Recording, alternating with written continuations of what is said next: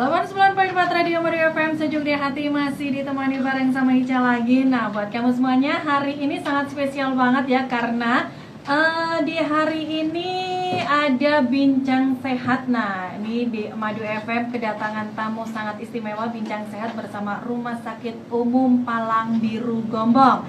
Oke, nah ini di studio sudah kedatangan tamu. Nah, ini dari rombongan dari Rumah Sakit Palang Biru Gombong. Nah, nanti perbincangan kita juga sangat menarik di sore hari ini. Jadi buat kamu semuanya tetap stay tune, gabung bareng kita di sini ya di Radio Madu FM Gombong di 89.4 Radio Madu FM Sejuk di Hati. Oke, nanti juga akan ada membuka kayak pertanyaan buat kamu semuanya yang mau bertanya, mumpung ada narasumbernya di sini, dokternya langsung datang ya ke studio Radio Madu FM. Dan nanti juga akan ada door prize yang sangat menarik buat kalian semuanya untuk para pendengar semuanya. Jadi kamu tetap pantang terus bareng kita di sini ya. Nah, ini perbincangan kita sangat-sangat menarik sekali. Hari ini luar biasa. Nah, ini ada dari Rumah Sakit Umum Palang Biru Gombong. Nah, hari ini ada Dokter Novita. Ini spesialis anak. Nah, ini spesialis anak karena apa? Tema kita di sore hari ini yaitu gangguan pernapasan pada bayi baru lahir. Nah, ini buat kalian semuanya, mungkin para ibu-ibu muda ataupun ibu-ibu semuanya. Nah, ini biasanya kan yang namanya bayi itu kita menyambut dengan sukacita dan riang gembira ya. Tapi kalau semuanya ada sesuatu problem sama bayi kita, nah itu kan jadi panik banget rasanya ya, nggak mau kan kalau sesuatu terjadi pada bayi kita. Nah, ini tema kita di sore hari ini adalah gangguan pernapasan pada bayi baru lahir. Nah, ini narasumber kita yaitu beliaunya Dokter Novita, spesialis anak dari Rumah Sakit Umum Palang Biru Gombong. Selamat sore buat Dokter Novita. Selamat sore. Nah, luar biasa ya. Terima kasih sekali dokter sudah meluangkan waktu bisa hadir ngobrol bareng sama kita di sini, ya. Oke, Dokter Novita sehat, gimana kabarnya di hari ini? Lagi sehat. Oke, luar biasa. Nah, pengalaman pertama. pertama nggak apa-apa dok, pengalaman pertama. Iya, besok lagi insya Allah sudah mengalir biasa sendiri deh. Ya udah biasa. Nah, ini perbincangan kita di hari ini mengangkat tema gangguan pernapasan pada bayi baru lahir. Oke, monggo dikasih waktu buat dokternya untuk memaparkan apa sih sebenarnya gangguan pernapasan pada bayi baru lahir. Oke, monggo buat dokternya. Terima kasih Mbak Rofi. Ya. Jadi saya mau membahas sekilas tentang gangguan pernapasan pada bayi baru lahir. Jadi ibu-ibu dan bapak-bapak yang punya bayi, terus bayinya lahir langsung tenger gitu, langsung nangis, bersyukurlah. Tapi kadang-kadang ada kejadian pada saat bayinya itu lahir itu tidak langsung nangis. Mungkin kalau di rumah sakit enak udah ada fasilitas ya. Tapi kalau misalnya melahirkan di rumah atau melahirkan di bidan, nah itu kan pasti panik, bayinya nggak nangis gitu kan. Nah, jadi penyebabnya banyak ya. Kenapa bayinya itu tidak nangis? Bisa karena mungkin kedinginan, nanti tuh bidannya atau yang melahirkan, yang membantu melahirkan itu lebih tahu. Mungkin ada infeksi dalam kandungan, atau memang mungkin dari awal sudah ada gangguan paru kayak tersedak air ketuban, atau kadang-kadang masuk kotorannya sendiri, mekonium. Ya, jadi bayinya nggak langsung nangis. Dan padahal kita ketahui kalau bayi tidak langsung nangis berarti kan oksigen tidak masuk ke paru-paru. Kalau oksigen tidak masuk ke paru-paru berarti otomatis ke seluruh badan termasuk ke otak itu terganggu aliran oksigen. Aliran oksigen yang terganggu itu menyebabkan kerusakan loh pada otak, pada ginjal, jadi memang bayi langsung nangis itu sangat vital, sangat penting. Jadi kesehatan dan gangguan pernapasan pada bayi itu sangat serius gitu. Oke, ya memang mungkin kalau bayi baru lahir itu memang yang ditunggu-tunggu nangisnya. Nangisnya adalah bahagia kita. Ya itu memang diamnya adalah cerita kita. Nah, kalau semuanya bayi baru lahir kok nggak langsung nangis berarti ada tanda tanya di situ ya dok ya. Nah itu salah satunya berarti nanti bisa ada gangguan pernapasannya ataukah yang lainnya. Nah itu nanti bisa sangat vital ya dok untuk organ tubuh yang lainnya ya. Nah segera ini kalau semuanya lahir di rumah sakit, memang sih peralatan mungkin sudah ready di situ ya, bisa langsung tertangani. Nah kalau semuanya lahir di rumah atau lahir di bidan, nah itu memang harus cepat-cepat langsung dirujuk ke rumah sakit yang lebih memadai, kayak gitu ya dok ya. Nah ini memang yang namanya gangguan pernapasan pada bayi baru lahir, yang namanya nafas itu memang nomor satu. Jadi ibarat kata kita sudah lahiran, udah tahu bayinya, waduh udah seneng banget, tahu-tahu ada gangguan seperti ini. Nah ini kan memang sangat beresiko sekali ya dok ya. Nah itu, jadi kalau semuanya mungkin ada gangguan seperti ini harus langsung dirujuk ke rumah sakit yang mempunyai alat yang yang mempunyai. Kebetulan di rumah sakit kita sudah setahun ini punya alat canggih lah ya, namanya sebenarnya pasien mungkin awam ya, namanya CPAP adalah alat. Jadi kalau dengan oksigen selang tapi tetap sesak, nah itu saatnya memang beralih ke alat yang lebih canggih, itu yang namanya CPAP itu. Yang mana CPAP itu ya? Saya di sini juga sekalian mengenalkan bahwa di Palang Biru ada alat yang misalnya kalau di bidan atau di puskesmas ada hanya oksigen selang, tidak memadai, dirujuk ke rumah sakit, kita sudah punya alat yang lebih tersedia, lebih canggih dari yang selang itu ya, yang oksigen selang itu. Ya mungkin kalau yang oksigen selang itu nggak bisa membantu secara optimal. Nah ini ada alat yang lebih luar biasa canggihnya itu tersedia di Rumah Sakit Palang Biru Gombong. Nah ini ya ada ya ini pernafasan. Nah ini ya. Nah ini memang kayak kalau bayi baru lahir, kalau bayi dalam kandungan itu biasanya kan memang semuanya ikut ibunya ya dok ya, semuanya itu ikut ibunya, ibaratnya kehidupan semuanya itu ikut ibunya.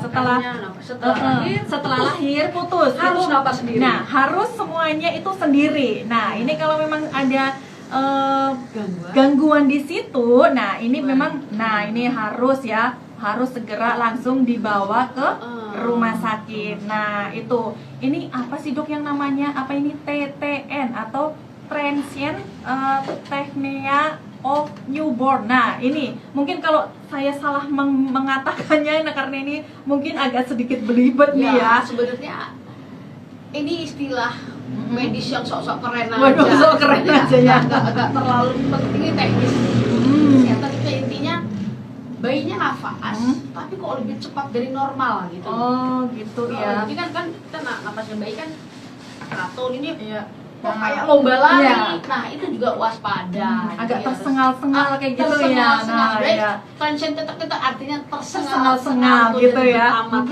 Ibaratnya bahasa awamnya sing kepenak. Nah itu tersengal-sengal. Nah itu ya biasanya. Wah, itu ibu pasti tahu. Napasnya kok jangan didiemin, segera ke diperiksakan lah. Iya, berarti ibaratnya sekarang ibu zaman sekarang itu harus lebih lebih peka dengan bayi-bayinya. Kalau semuanya ada sesuatu something yang kira-kiranya kok nggak normal, itu mungkin bisa bisa dikonsulkan dengan yang lebih tahu kayak gitu ya dok ya. Nah ini tanda-tanda dan gejalanya itu seperti apa dok? Apa tadi itu ya, karena nafasnya tersengal, tidak seperti kayak bayi yang biasanya kayak gitu ya dok ya. Itu mungkin tanda-tandanya. Kalau gejala-gejalanya itu gimana dok? Ya sambil memang lihat nafasnya, terus kalau dibuka itu dadanya itu ada kayak cekukan ke dalam gitu loh, kayak kalau nafas kita biasa aja ya. Kayak ada cekungan. Retraksi istilahnya. Ibaratnya dadanya itu kayak cekung kayak gitu ya. Kalau pas tarik nafas kayak gitu dok? Tarik nafas dan nah sebenarnya saya kita kan sebagai pasien, ibu-ibu misalnya melahirkan atau keluarga yang melahirkan kan sekarang udah bisa lebih proaktif. Misalnya kalau lahir di rumah sakit di puskesmas atau di bidan sudah ini saya pernah dengar nih kisah kayak gini, kenapa nggak dirujuk ke tempat yang ada CPAP-nya gitu loh. Jadi kan awam udah tahu. Nggak, kalau memang dengan oksigen yang biasa nggak bisa, saya dengar ada yang peralatan canggih. Nah kenapa? Nah jadi saya mau masyarakat tahu tentang itu. Bisa mengingatkan tenaga kesehatannya untuk ibaratnya kita sebagai tidak nurut-nurut aja kita sebagai orang tua itu harus proaktif kayak gitu ya dok ya. Atau sebagai keluarga gitu ya. Nah, sebagai awam lah. Kita nggak nurut aja kok di sini nggak ada perubahan. Nah, kenapa nggak dirujuk kayak gitu ya? Nah, ya itu memang mungkin ibaratnya nggak membandingkan rumah sakit, cuma ibaratnya kalau kita di sini ada something sesuatu trouble di situ udah ditangani. Kami diberitahu ada info bahwa ada alat yang lebih canggih. Itu aja sih. Jadi ngasih saran, bukan maksa juga ngasih saran. Nanti kan tenaga kesehatannya lebih tahu. Tapi setidaknya kita udah ngasih gitu ya. Nah, itu penyebab itu apa sih dok sebenarnya dok? Penyebab gangguan napas banyak sebenarnya. Jadi ini nanti bikin ibu-ibu hamil pada stres nanti. Sebenarnya pokoknya yang paling utama itu prematur ya. Jadi bayinya itu lahir sebelum waktunya. Jadi otomatis paru-parunya kan belum matang. Belum siap kayak gitu ya. Itu satu lagi infeksi dalam kandungan. Itu nanti tapi itu pun belum tentu sebenarnya. Jadi sebenarnya saya hanya mau bilang bukan nakut-nakutin ya. Jadi dari 100% atau dari 100 bayi itu yang mengalami gangguan napas biasanya hanya 2 atau 3 kok. Gak semua ujuk-ujuk semuanya gitu juga, ya. Jangan-jangan saya enggak. Jadi dalam statistiknya hanya 2-3%. Tapi itu pun nanti biar tahu bahwa yang sedikit ini tetap kita bisa tolong. Itu maksudnya kita punya alatnya gitu. Iya.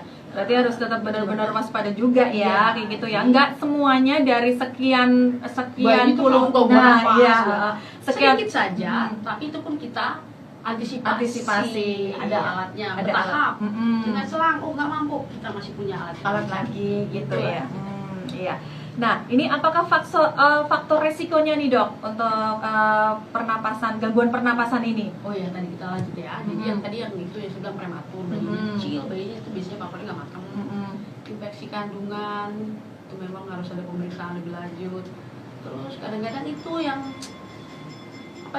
tersedak air ketuban, kayak gitulah pas lahiran atau malah gitu ya. Terhirup kotorannya sendiri, kayak gitu atau iya, berarti itu resikonya memang kayak gitu ya dok ya, ibaratnya kayak keracunan ketubannya atau itu kayak nek cara wong Jawa kayak kena kotorannya sendiri kayak gitu ya.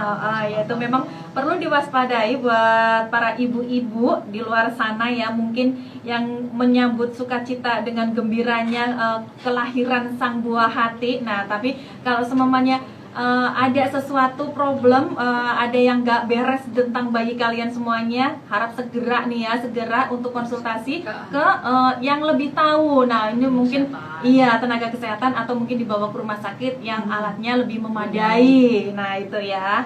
Nah, ini bagaimana diagnosis dan perawatan untuk itu dok? Nah, untuk gangguan pernapasan itu? Jadi kita juga baru ada pengalaman ini, jadi bayinya itu lahir nggak langsung nangis. Nah, biasanya kita kasih masuk ke inkubator dulu biar anget. Kita angkatkan, tetap sesak. Terus kita pasang selang oksigen biasa. Wah, dan kita punya monitor ya di rumah sakit, monitor namanya pulse oximeter. Jadi kita bisa monitor kadar oksigen dalam darahnya. Aduh, kok masih belum normal ya, masih belum di atas 90.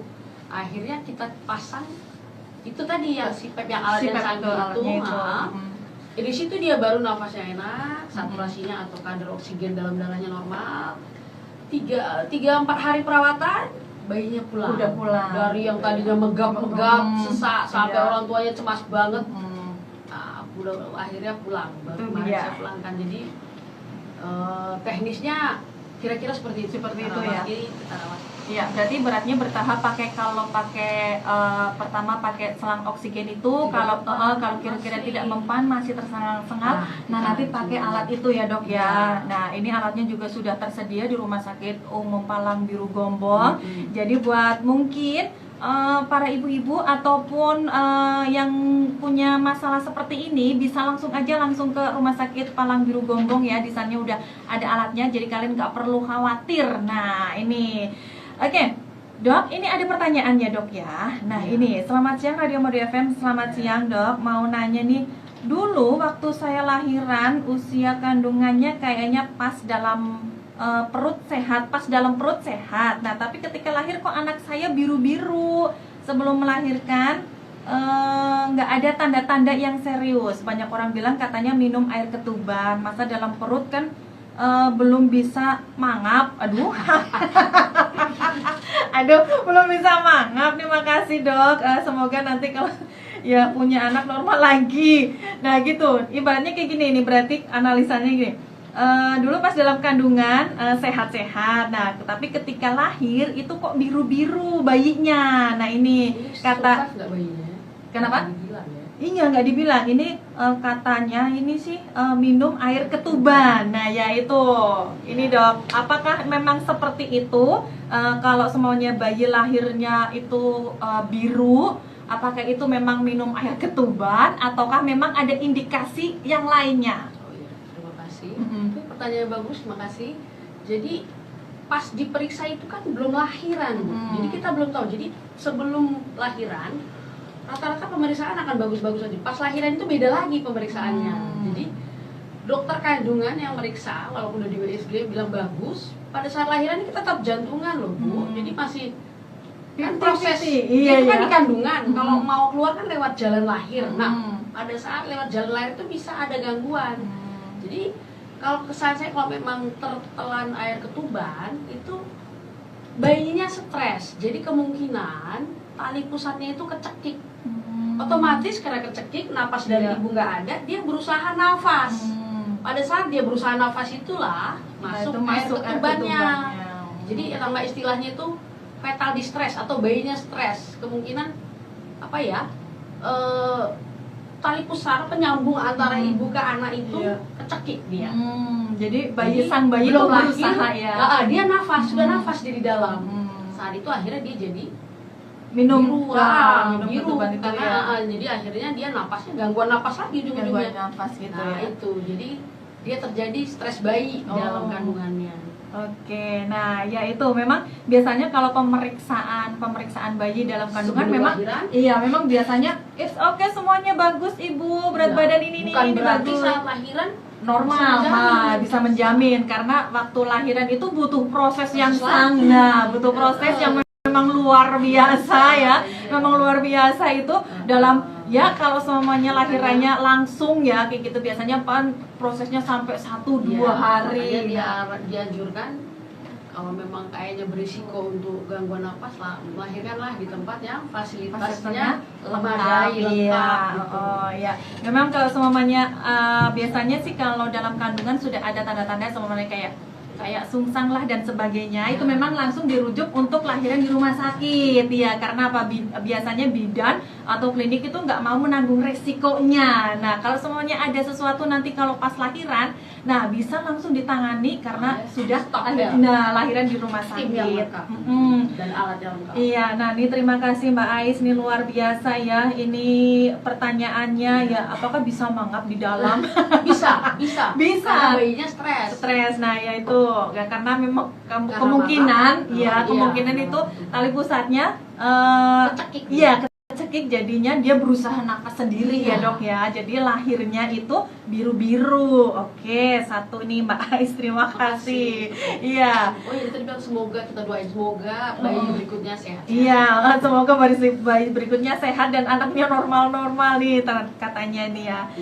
Oke, nah ini cara kerjanya si alat itu gimana Dok? Cara si PEP-nya itu loh, cara kerjanya untuk bayi itu gimana Dok?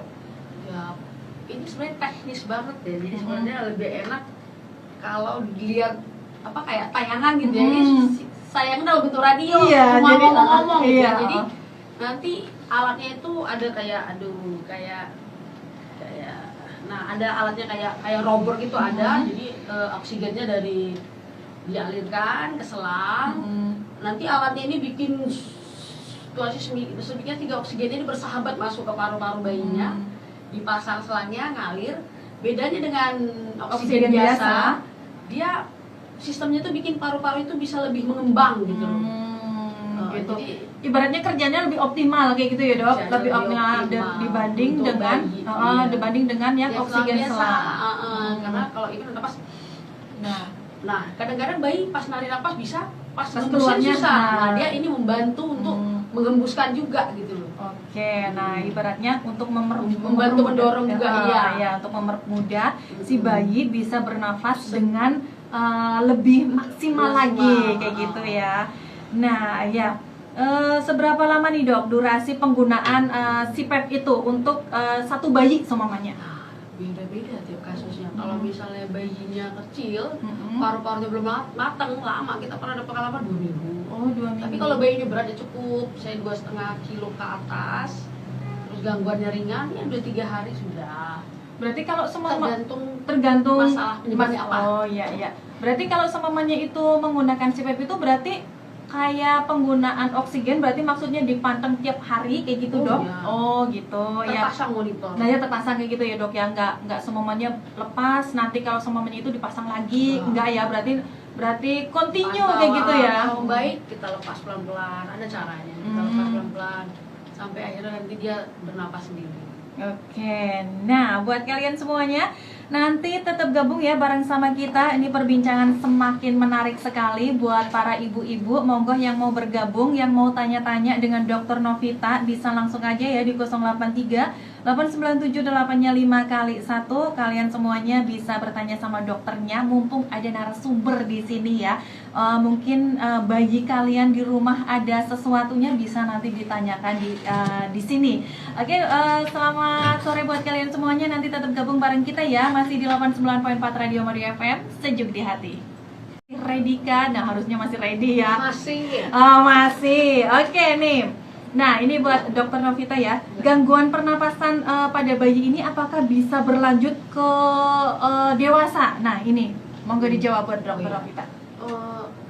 Itu tadi kalau tidak ditangani segera, oksigen itu kan kebutuhan vital bagi tubuh kita. Iya. Ya, ke paru-paru, ke ginjal, ke otak terutama. Bayangkan bayi nggak langsung nangis karena gangguan pernapasan, oksigen nggak nyampe ke otak, oksigen nggak dapat asupan otak, yang terjadi kerusakan otak dan sarafnya. Ya. Bisa menimbulkan kecacatan permanen. Oh gitu ya. Istilahnya cerebral palsy. Jadi bayinya itu nanti berkembang jadi anak yang berkebutuhan khusus. Jadi nggak bisa jalan, kecerdasannya tidak bisa berkembang. Nah itu makanya sangat berarti fatal ya dok ya. Nah tapi ini kalau diatasi, begitu juga berarti oksigen sudah mengalir ke situ, tidak masalah. Tapi kalau tidak teratasi, itu yang terjadi kecacatan otak. Nah itu ternyata ini fatal ya, gangguan pernapasan pada bayi kalau tidak segera teratasi. Nah itu nanti oksigen terlambat masuk. Nah ini pokoknya bisa merembet ke organ yang lainnya ya dok, terutama otak. Nah ini bisa cacat permanen dan bisa ibaratnya daya itunya otak bisa tidak normal. Oke, ini ada dari yang udah bergabung, udah menyapa di live IG-nya RSPB Gombong. Iya, ada Aku Pradita. Ini ya, hai dok, Agustus kita bertemu, semoga si gemoy udah semakin membaik. Nah ini udah pasti pasiennya Dokter Novita nih ya. Iya, Agustus ya. Iya, itu udah pasti pasiennya Dokter Novita. Nah ini ada yang bertanya lagi dok, nih apakah seorang bayi yang lahir prematur itu lebih rentan terkena penyakit ISPA? Nah, terima kasih pertanyaannya ya, sangat bagus sekali. Jadi kita lihat prematurnya, kalau masih di atas 2000 gram atau 2 kilo itu relatif sama lah sama bayi normal ya. Tapi kalau di bawah 2000 gram lahirnya, jadi apalagi kalau di bawah 1500 itu sangat-sangat berperan, karena berarti kan sel-sel paru-parunya itu belum dewasa, belum matang gitu kan. Yang namanya belum matang dipaksa berfungsi, pasti memang akan mengalami gangguan. Jadi lebih gampang terkena infeksi, lebih gampang terkena sesak nafas tadi. Gitu ya. Memang paru-paru belum siap gitu ya. Paru-paru belum siap. Iya, paru-paru belum siap. Itu kalau yang kurang dari 1500 itu lebih rentan lagi ya. Nah, jadi makin kecil itu makin resikonya itu makin lebih tinggi. Nah, itu kalau semuanya lebih dari 2000 gram itu juga harus tetap diwaspadai, tapi agak lebih sedikit. Nah gitu ya dok ya. Iya, terima kasih. Nah ini sudah terjawab nih ya. Nah ada yang tanya lagi nih, apakah bayi baru lahir jadi sesak dan biru dan nafas grok-grok? Nah apakah karena air ketuban yang kemungkinan masuk ke paru-paru, dan bagaimana penanganan bila bayi sesak? Pertolongan pertama bila jauh dari pelayanan kesehatan. Nah, ini intinya kayak gini, Jadi kalau bayi sesak dan biru karena nafas nggrok-nggrok, apakah karena minum air ketuban? Dan bagaimana cara penanganannya bila jauh dari pelayanan kesehatan? Nah, ini menarik ini. Jadi kalau bayinya biru, nafas grok-grok, terus ujuk-ujuk dibilang karena ketuban. Ketuban. Nah, sekarang pertanyaan sebenarnya nggak jelas apa? Harusnya tadi ibu menyertakan umur bayinya berapa gitu dan ya? pada saat lahir langsung menangis atau tidak. enggak? Kalau dia langsung menangis pada saat lahir, kemungkinan grog-grognya itu ibu bukan karena ketuban. Kemungkinan ya, saya nggak memeriksa soalnya. Tapi kalau dari pengalaman praktek saya, itu sering tuh kalau udah grog-grog, wah ini ketubannya belum kering. Salah sekali ibu, kalau memang dia langsung nangis, itu otomatis ketubannya sudah kering. Iya. Yang bikin grog-grog itu kemungkinan nomor 1 pengalaman saya karena dia nafasnya alergi dingin. Oh, Iya. bisa juga ya, Dok. Badannya enggak, nafasnya. Ini kan udara kita terutama malam, makanya ibu perhatikan kalau dia grog-grognya cenderung malam, kemungkinan dia alergi udara dingin. Nafasnya bukan badannya.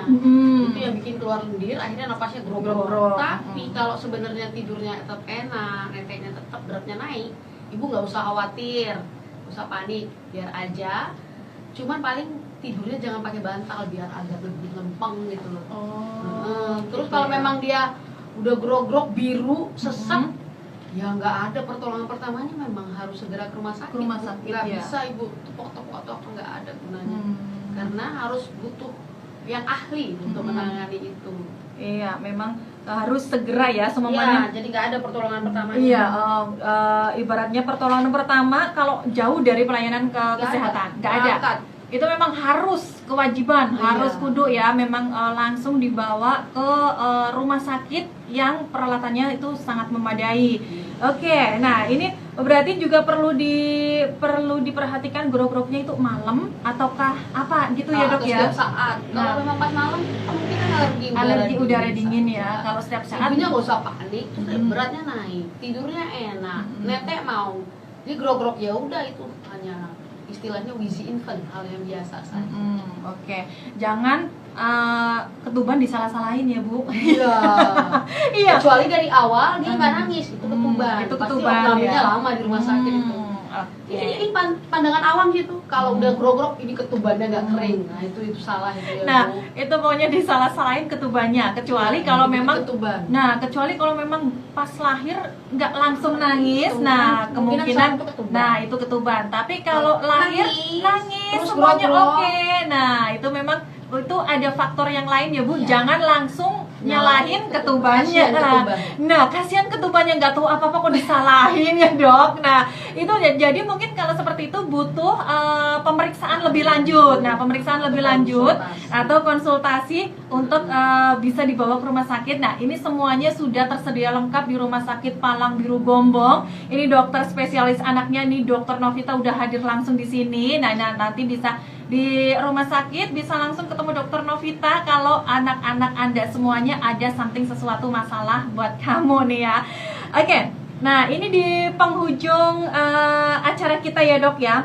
Ini saran-saran buat para ibu-ibu, buat para pendengar semuanya Radio Madu FM, buat para ibu-ibu nih ya, terutama yang punya bayi-bayi, mungkin ada masalah-masalah atau apapun. Pokoknya ada saran buat mereka semuanya, monggo buat Dokter Novita. Saran dalam hal gangguan nafas nih.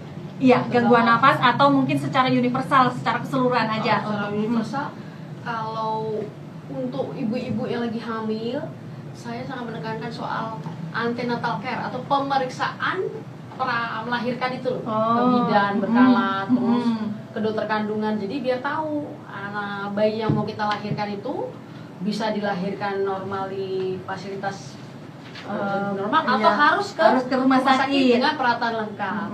Jadi itu saya sangat menekankan itu sih, mohon pada ibu-ibu yang lagi hamil atau mungkin ibu-ibu yang kenal ada temennya yang lagi hamil, pemeriksaan antenatal care, mereka udah tahu antenatal, pemeriksaan sebelum melahirkan. Iya, jadi yang USG, tensi segala macam itu sangat Iya, ibaratnya jadwalnya periksa. Nah, yaitu ya jadwalnya periksa. Deket-deket mau lahiran ada tuh berapa kali, mungkin sekali seminggu biar terus tanya bisa nggak lahir normal dok, mungkin dokter kandungannya lebih tahu gitu ya dok ya. Itu memang biasanya trimester terakhir biasanya kan durasi periksanya itu lebih sering. Anak pertama. Nah, ya itu apalagi anak pertama.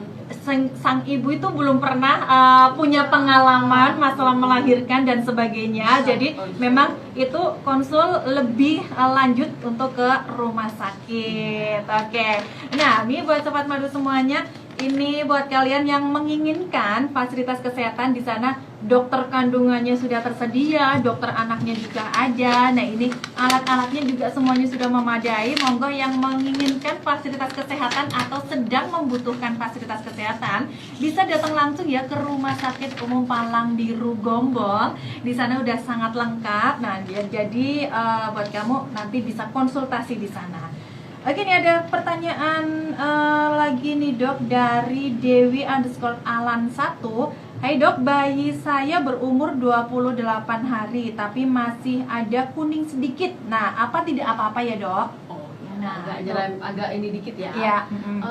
Ibu apa? Dewi. Ibu Dewi. Iya. Ibu Dewi, makasih pertanyaannya. Jadi saya masihkan kuning sedikit ini agak ribet ya, tapi kalau berat badannya sesuai dengan umurnya, misalnya berapa berat lahirnya, tambahkan 8 on atau 11 kilo, kalau masih sesuai saya rasa kuning sedikit tidak apa-apa. Tapi itu pun kalau ibu masih ragu boleh konsultasi ke dokter anak yang ibu percaya. Tapi lihat berat badannya dulu ya, timbang. Kalau yang berat badannya masih sesuai, anaknya nggak kembung, aman aja menurut saya. Oke, ya mungkin kurang jemur biasanya ya. Nggak ada istilah itu lagi. Oh iya, biasanya banyak loh. Iya, di orang Mitos, awam. mitos. Iya, orang awam kan kayak gitu ya bu ya. Orang awam kan kayak gitu ya bu. Iya di. Oke. Orang awam kan seperti itu ya bu biasanya kalau. Kurang jemur. Nah itu biasanya. Sebenarnya saya mau meluruskan mitos-mitos ya. Jadi kalau kuning bukan kurang jemur. Jemur itu nggak menghilangin kuning. Jemur itu hanya untuk vitamin D. Vitamin D. Wah, saya sering tuh bayi baru lahir jam 6:30 udah dijemur, haduh, kedinginan itu bayi. Ya, itu berarti idealnya untuk jemur-jemur. Nah, ini melenceng sedikit ya dok ya. Ya, melenceng sedikit ya dok. Menarik, ya. Nah, ya ini melenceng sedikit ya dok. Ya. Ini kalau idealnya untuk jemur bayi itu kira-kira jam berapa nih dok? Di atas jam 9 dan bukan untuk menghilangkan kuning. Tapi untuk mendapat asupan vitamin D. Nah, 15 menit aja, jangan ikan asin kebanyakan. Oh, dan gitu. jangan telanjang-telanjang banget lah. Oke, nah ini sangat menarik sekali. Memang ini kalau orang awam, apalagi kalau di pedesaan ya dok ya. Nah itu, nah dijemur itu sampai berjam-jam. Aduh, memang itu. Nah ini mungkin kalau kuning itu juga karena kekurangan nutrisi juga bisa ya dok ya. Nah kekurangan nutrisi, kurang minum, kurang asupan. Nah bayi umur 3 hari sampai 14 hari itu kuning normal aja asal berat badannya masih sesuai. Oke. Itu proses normal. Normal saja. gitu ya dok ya. Menarik sekali. Nah ini memang ya kalau saya sendiri ya dok, kayak ibaratnya saya kan orang awam ya, biasanya kayak gitu, bayi deneng kok kuning temen ya, nah ini kurang dipe, nah ya itu kurang dipe. Nah ini kalau di tetangga saya juga kayak gitu dok, 6:30 udah dijemur. Nah, sini nasi, sini bayi. Gitu ya dok. Oke, ini meluruskan yang salah kaprah di masyarakat kita. Nah ini ternyata itu idealnya untuk menjemur bayi itu di atas jam 9 dan bukan untuk bukan untuk menyembuhkan yang kuning-kuning itu. Cukup 15 menit ya dok ya. Itu udah cukup asupan vitamin D-nya. Iya, itu dan nggak harus ditelanjangi gitu ya dok ya. Oke, nggak harus ditelanjangi juga. Ini juga cukup 15 menit aja di atas jam 9. Nah, pendek. Nah ya itu. Oke, buat sobat madu semuanya, ini pengetahuan buat kalian semuanya yang punya bayi-bayi di rumah. Mungkin kalau ada sedikit-sedikit kuning itu it's normal ya dok ya. Umur 3 sampai 14 Nah, hari. 3 sampai 14 hari sepanjang berat badannya itu cukup. Nah, ini berarti tidak ada sesuatu yang mengkhawatirkan. Itu 3 sampai 14 hari kuning-kuning itu normal. Musim hujan kemarin, bayangin bayi dijemur di pojok. Apa enggak makin kurus tuh bayi. Iya. Oh, saya aja masih tidur. Iya dong. Dibangunnya dijemur. Iya, memang kalau kalau di ibaratnya di orang-orang biasa gitu ya, Iya. 6:30 itu udah Iya, aku juga dihujani. di komen Nah, lagi. Aku marahin nggak ya? oke. Nah, ini ya buat teman-teman semuanya, ini luar biasa, sangat menarik sekali. Aduh, ini di penghujung acara malah perbincangannya Makin semakin hangat ya. menarik ya, Dok ya. Oke. Nih buat kalian semuanya, insya Allah besok bisa disambung lagi dengan topik yang sangat menarik lagi ya, Dok ya. Iya. Kita berganti topik. Besok mungkin bisa dengan seputar anak tapi dengan tema yang lainnya, Lainnya. biar bisa lebih sedikit menarik buat Iya. kamu.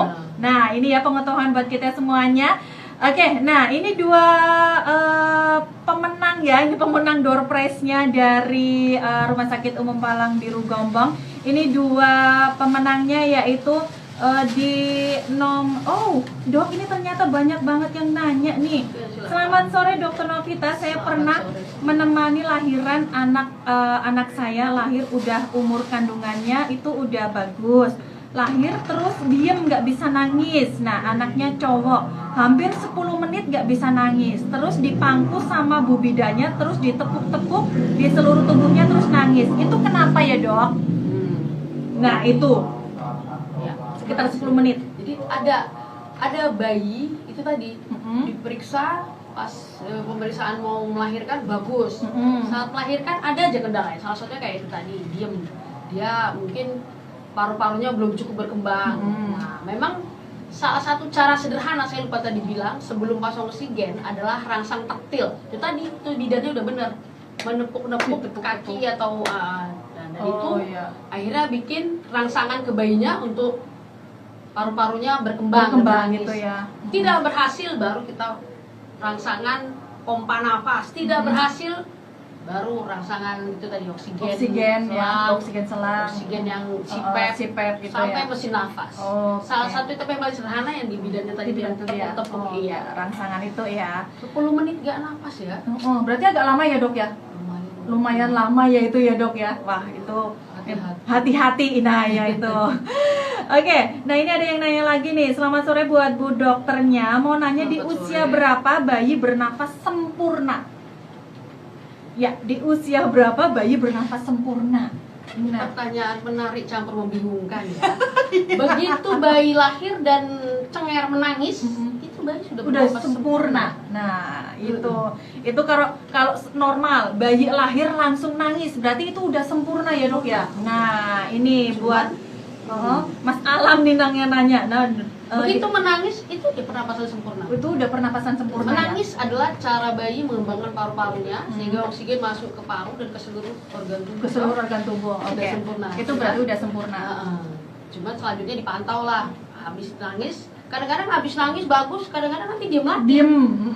Itu ada lain lagi masalahnya, tapi itu yang 2-3% itulah. Oke. Tapi rata-rata kalau mau nangis dan napasnya udah teratur itu sudah. Jadi Sudah sejak bagus lahir ya? dan nangis itu sudah sempurna. Oke, ya. Berarti intinya kalau bayi lahir langsung menangis itu berarti sudah bagus. Oh, dokternya udah bahagia banget. Udah bahagia banget. Nah, itu Semua adalah bahagia. Nah, iya, diamu adalah deritaku. Nah, gitu ya. Iya, intinya itu seperti itu. Nah, ya ini memang sangat menarik sekali. Insya Allah besok di season yang berikutnya nanti topiknya yang luar Iya. biasa sekali mengenai anak-anak lagi. menarik sekali. Oke, terima kasih sekali buat Dokter Novita. Ini Sama-sama kasih juga udah dikasih kesempatan Iya. di sini. Iya, besok nyambung lagi ya, Dok ya. Juga ya. Iya, seru dong. Nah, makanya menarik kan, Dok. Nah, ini pokoknya besok dokter bisa jadi apa ya? Kayak di sini. Teman gosip Iya, kesehatan. teman gosip kesehatan. Kita gibah bareng tapi gibah bermanfaat ya, Iya, Dok ya. bener. Kalau bilang Gitu. narasumber kok kayaknya belum cocok. Oh, belum cocok ya, Dok ya. Oke, pokoknya teman Teman gibah. Teman gibah yang bermanfaat mengenai update. kesehatan. Iya. Iya. Update mengenai kesehatan. Iya. Oke, ini dua pemenang dari yang sudah bertanya, ada dari Mbak Ais ini ya. Mbak Ais sebagai pemenang. Terus satu lagi ada dari Ibu Yunda yang ada di Adi Mulya. Oke, Ibu Yunda yang ada di Adi Mulya. Nah, untuk pemenang yang di Instagramnya Rumah Sakit Palang Biru Gombong di RSPB ada @dewi_alan11. Oke. Oke, terima kasih sekali buat Ibu Dokter Novita yang sudah meluangkan waktunya, sudah sharing-sharing bareng kita. Semoga aja bermanfaat buat ibu-ibu di luar sana ya. Mungkin yang ada 1 atau 2, 3 yang mempunyai masalah dengan pernapasan pada bayinya, atau masalah anak-anak lainnya. atau masalah anak-anak lainnya, silahkan datang langsung ke Rumah Sakit Palang Biru Gombong. Ini Dokter Novita praktek di hari Senin sampai dengan Sabtu di jam 8 pagi ya dok ya. Nah, oke, buat kamu semuanya. Juga ada paket pap smear ya buat sobat madu semuanya. Kalau menginginkan pap smear di Rumah Sakit Palang Biru Gombong, ini cukup murah sekali, cuma Rp303.000. Nah, ini promo scaling gigi juga di Rp236.500. Oke, maunya